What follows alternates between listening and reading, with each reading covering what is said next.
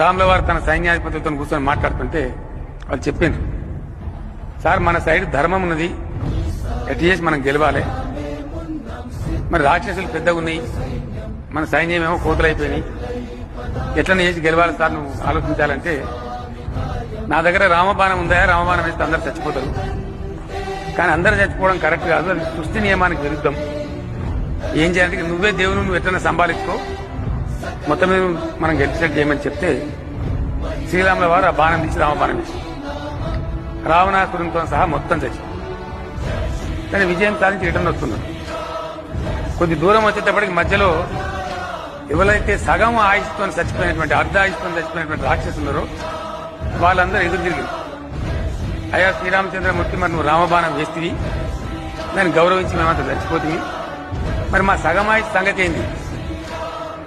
ఏం పర్వాలేదు కలియుగంలో మీరు ఊరుకో 4 చొప్పున కొట్టి మందిని మీకొని తినండి. వీళ్ళంతా గా బాబత్ గారు